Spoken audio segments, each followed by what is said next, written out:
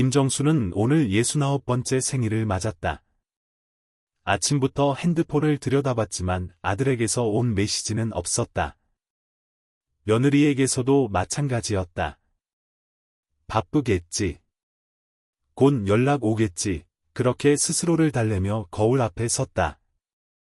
남편이 일찍 세상을 떠난 뒤 정수는 아들 하나만 바라보고 살았다. 새벽부터 밤늦게까지 일하며 아들을 대학까지 보냈고 결혼할 때는 평생 모은 돈을 털어 신혼집까지 마련해줬다. 물론 등기는 자신의 이름으로 해뒀지만 언젠가는 아들에게 줄 생각이었다. 정수는 조심스럽게 아들에게 전화를 걸었다. 여보세요? 민수야, 엄마야. 아, 엄마. 무슨 일이세요? 아들의 목소리는 피곤해 보였다. 아니, 별일은 아니고. 오늘 저녁에 시간 괜찮아? 엄마가 밥 한 끼 같이 먹자고. 잠시 침묵이 흘렀다. 아, 오늘요? 수진이한테 물어볼게요. 정수는 작게 한숨을 쉬었다. 그래, 며느리한테 물어보고 연락 줘. 전화를 끊은 후 정순의 표정이 어두워졌다. 며느리한테 물어보겠다는 말, 이제는 익숙해졌지만 여전히 가슴 한편이 시렸다. 예전엔 이러지 않았는데. 예전엔 아들이 먼저 엄마, 생신이시니까 제가 모실게요 라고 했는데. 언제부터였을까? 아들이 우리가 아닌 수진이를 먼저 챙기기 시작한 게. 저녁 7시가 되었다. 정수는 아들의 답장을 기다리다 결국 다시 전화를 걸었다. 아, 엄마. 죄송한데요. 수진이가 오늘 좀 힘들대요. 다음에 뵙는 거 어때요? 정순의 목소리가 떨렸다. 민수야. 오늘 엄마 생일이야. 아, 맞다. 깜빡했네. 그럼 제가 용돈 보내드릴게요. 용돈은 됐어. 엄마는 그냥 밥 한 끼만 같이 먹고 싶어서 그래. 바로 그때 배경에서 며느리 수진의 목소리가 들렸다. 짜증 섞인 목소리였다. 여보, 진짜요? 또요? 조용히 좀. 민수가 수화기를 가리는 소리가 들렸다. 하지만 수진의 목소리는 더 크게 들려왔다. 시엄마랑 밥 먹는 게 진짜 숨 막혀 죽겠는데 매번 이러시면 어떡해요? 정수는 전화기를 든 채 굳어버렸다. 숨 막힌다. 그 한마디가 귓가에 맴돌았다. 며느리가 자신을 숨 막히는 존재로 여기고 있었다는 걸 이제야 알게 되었다. 민수야, 방금 수진이가 뭐라고 한 거야? 아, 아니에요, 엄마. 수진이가 요즘 회사 일이 힘들어서 그래요. 아니야. 나 다 들었어. 엄마랑 밥 먹는 게 숨 막힌다고 했지? 엄마. 그게 그런 뜻이 아니라. 정수는 차갑게 말했다. 됐어. 알았어. 그럼 이제 안 그럴게. 전화를 끊은 정수는 그대로 주저앉았다. 그 순간 깨달았다. 자신이 아들 부부에게 짐이 되어 있다는 것을. 30년 동안 아들을 위해 살아왔는데 이제 그 아들의 아내에게 자신은 숨막히는 존재가 되어 있었다. 그날 밤 정수는 혼자 미역국을 끓였다. 생일 케이크도 축하 노래도 없는 밤이었다. 아들에게서 문자가 왔다. 엄마 생신 축하해요. 10만 원 송금했어요. 돈으로 때우려는 생일 축하. 정수는 그 문자를 보며 눈물을 흘렸다. 정수는 서랍을 열고 낡은 파일철을 꺼냈다. 그 안에는 집 문서가 들어있었다. 이 집은 아들 부부의 신혼집이었지만 등기는 정순의 이름으로 되어 있었다. 평생 모은 돈을 털어 아들에게 집을 마련해줬지만 나중을 위해 자기 이름으로 해두었던 것이다. 그때는 몰랐다. 이 결정이 자신을 지키는 유일한 수단이 될 줄은. 정수는 집 문서를 물끄러미 바라보며 중얼거렸다. 이 집. 내가 너한테 주려고 내 이름으로 해둔 건데. 지금 생각해보니 그게 잘못이었나 봐, 내가 너무 많이 준 게 문제였나 봐. 그리고 그날 밤, 정수는 결심했다. 더 이상 숨막히는 존재로 살지 않겠다고. 더 이상 눈치 보며 자식에게 밥 한 끼 같이 먹자고 애원하지 않겠다고. 이제 정리할 때가 된 것 같아. 생일로부터 3일이 지난 후 아들 민수가 어머니 집에 찾아왔다. 엄마, 계세요? 정수는 담담하게 대답했다. 왜 왔어? 아, 그게 지난번에 너무 바빠서 못 뵈었잖아요. 늦었지만 밥 사드리러 왔어요. 됐어. 이제 그런 거 안 해도 돼. 엄마, 왜 그러세요? 지난번 일로 삐지신 거예요? 정수는 차갑게 아들을 바라봤다. 삐진 게 아니야. 이제야 정신 차린 거지. 민수야, 엄마가 너한테 물어볼 게 있어. 네? 수진이가 그날 진짜로 한 말이야? 나랑 밥 먹는 게 숨 막힌다고? 민수는 시선을 피했다. 그게 수진이가 요즘 스트레스가 많아서 대답을 안 하는 게 대답이네. 민수야, 너는 어떻게 생각해? 민수는 난처한 표정으로 말했다. 엄마, 그냥 넘어가면 안 될까요? 그냥 넘어가면 안 될까요? 아들은 어머니 편도, 아내 편도 들지 않았다. 그저 조용히 넘어가길 바랐을 뿐이었다. 하지만 정수는 알고 있었다. 이런 식으로 계속 넘어가다 보면 자신은 점점 더 작아지고 며느리의 무례는 점점 더 커진다는 것을. 민수야. 엄마가 결정한 게 있어. 무슨 결정요? 이 집 팔 거야. 민수는 깜짝 놀라 외쳤다. 예? 갑자기 왜요? 바로 그때 며느리 수진이 현관문을 열고 들어왔다. 어머님, 무슨 말씀 하시는 거예요? 집을 판다고요? 그래. 내 이름으로 된 집이니까 내 마음대로 할 수 있지. 수진은 당황하며 목소리를 높였다. 어머님, 농담이시죠? 이 집은 저희가 살고 있잖아요. 알아. 그래서 3개월 여유를 줄게. 그 안에 나갈 곳 알아봐. 어머님, 이게 말이 돼요? 처음부터 우리 집으로 주신다고 하셨잖아요. 정수는 단호하게 말했다. 그건 너희가 날 사람으로 대해줬을 때 얘기야. 나랑 밥 먹는 게 숨 막힌다는 사람한테 왜 내 집을 줘야 해? 수진이 발끈했다. 그건 제가 그날 좀 예민해서 그랬던 거예요. 예민해서? 그럼 사과라도 했어야지. 그날 이후로 너한테서 미안하단 말 한마디 들었어? 수진은 말문이 막혔다. 민수가 중간에서 끼어들었다. 엄마, 수진아, 일단 진정하고. 민수야, 너는 가만히 있어. 너는 그날 전화해서 수진이가 한 말 들었으면서도 나한테 제대로 된 사과 한마디 안 받아줬잖아. 넌 항상 그래. 중간에서 이도 저도 아닌 태도로 눈치만 보고. 엄마는 이제 그런 거 안 받아줄 거야. 정수는 더 이상 물러서지 않았다. 30년 동안 참고, 양보하고, 이해해왔지만, 이제는 달랐다. 존중받지 못하는 관계라면 차라리 정리하는 게 낫다고 생각했다. 수진이 냉소적으로 웃었다. 어머님, 솔직히 말씀드릴까요? 어차피 나중에 돌아가시면 우리 집 될 거였잖아요. 그걸 왜 지금 팔겠다는 거예요? 정수는 경악한 표정으로 며느리를 바라봤다.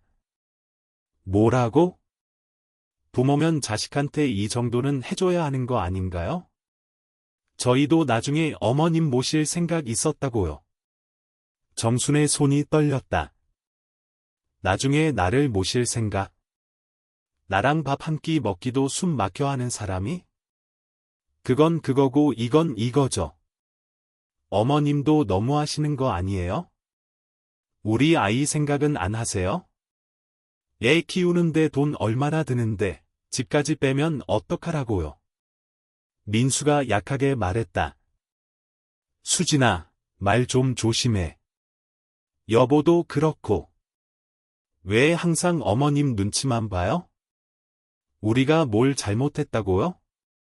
밥 한 끼 못 먹어드린 게 그렇게 큰 잘못이에요? 정수는 차분하지만 단호하게 말했다. 밥 한 끼가 문제가 아니야. 존중이 문제지. 너는 나를 한 번도 사람으로 본 적이 없어. 그냥 나중에 재산 물려받을 늙은이로만 봤지. 그리고 민수야. 너도 마찬가지야. 넌 내 아내가 나한테 어떻게 대하는지 알면서도 그냥 모른 척했어. 나는 이제 그런 관계 원하지 않아. 그날 정수는 부동산에 집을 내놓았다. 아들 부부는 믿을 수 없다는 표정이었지만 정순의 결심은 확고했다. 수진이 마지막으로 말했다. 좋아요. 그럼 파세요. 근데 나중에 후회하셔도 몰라요. 외롭게 늙으실 텐데. 정수는 씁쓸하게 웃었다. 외로운 건 지금도 마찬가지야. 차라리 혼자 사는 게 나아. 한 달 후, 집이 실제로 매매 계약되었다. 정수는 정말로 집을 팔았다. 아들 부부는 마지막까지 설마 했지만 설마는 현실이 되었다.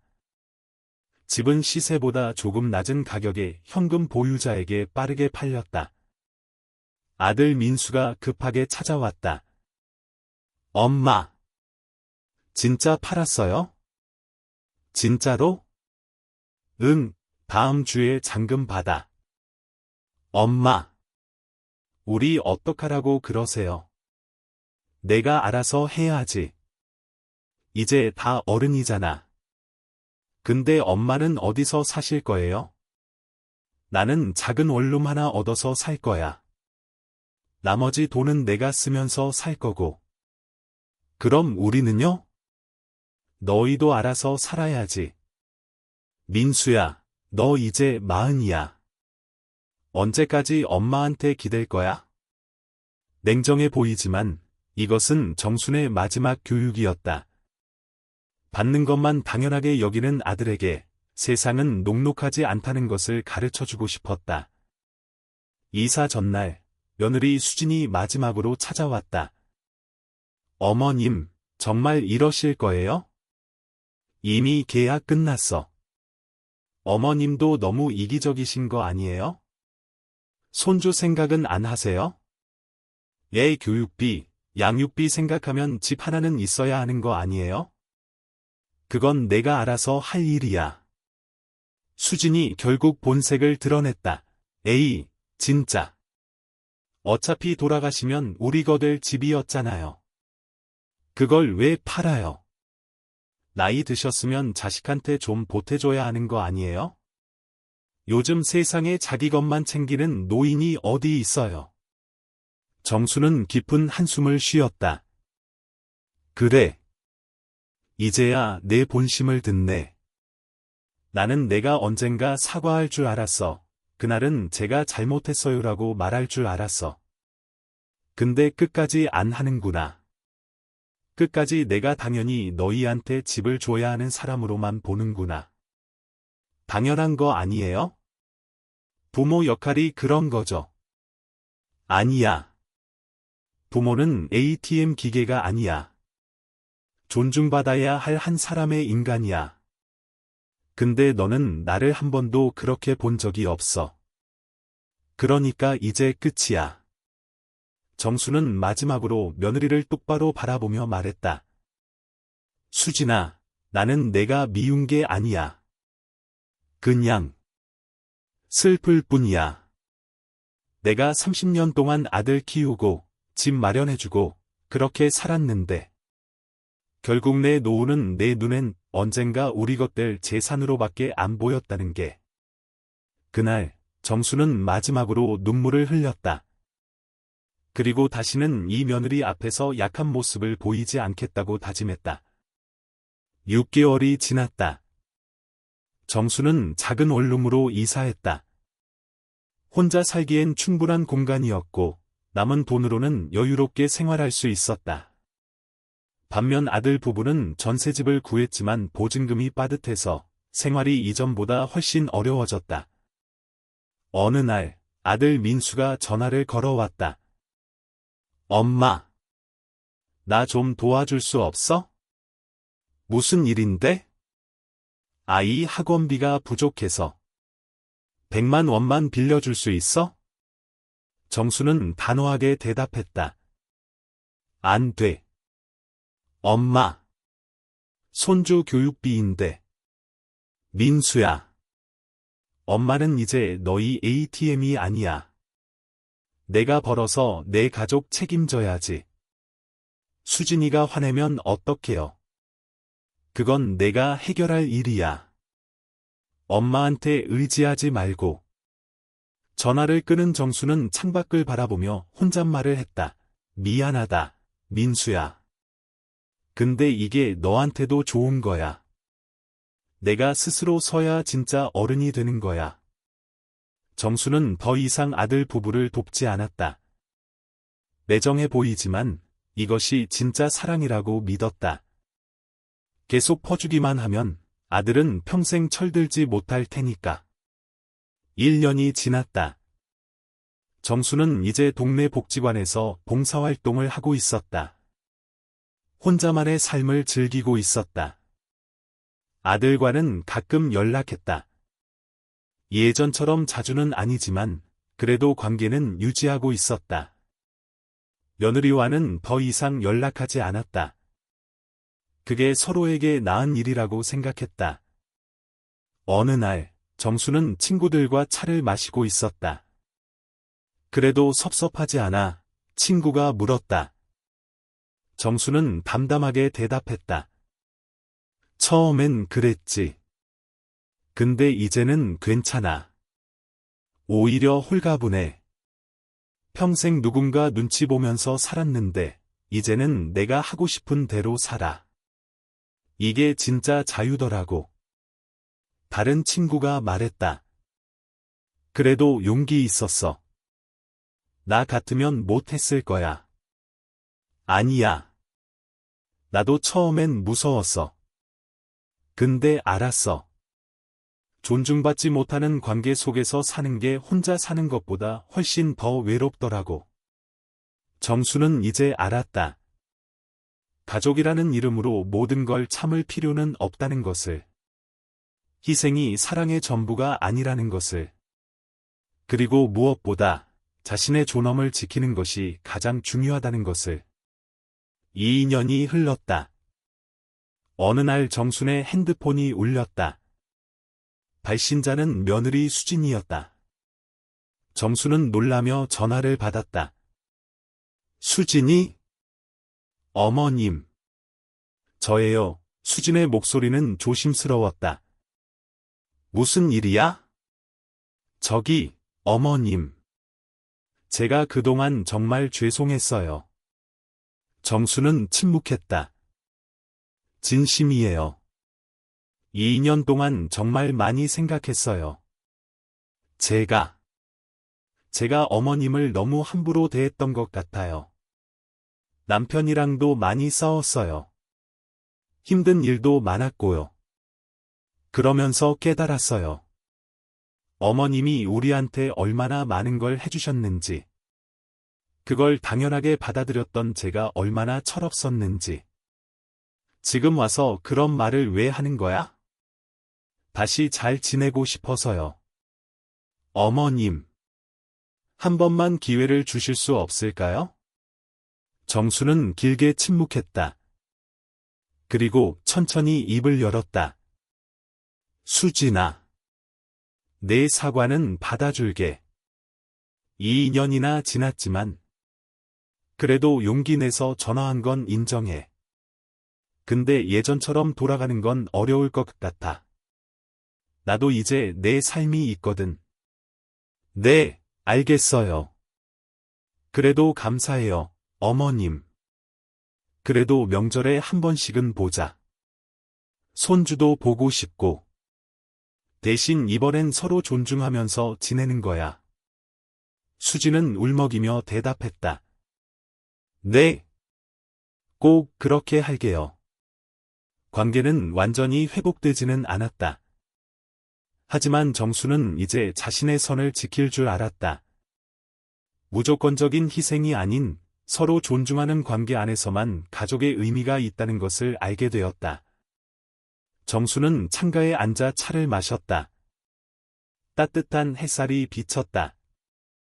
일은 평생 살아보니 알겠더라는 생각이 들었다. 가장 소중한 건 결국 자기 자신이더라는 것을. 가족이라는 이름으로 무조건 참고, 희생하고, 이해해야 한다고 누가 정해놓은 걸까? 사랑은 존중 위에 세워져야 한다.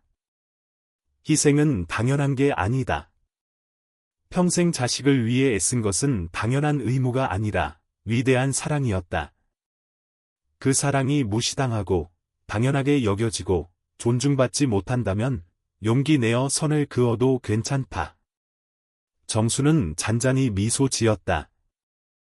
이제는 자신을 위해 살 것이다. 당당하게. 이번 이야기 즐겁게 들으셨나요? 지치고 힘든 모든 이들을 위한 썰 채널 느릴라디오 좋아요, 구독 부탁드립니다.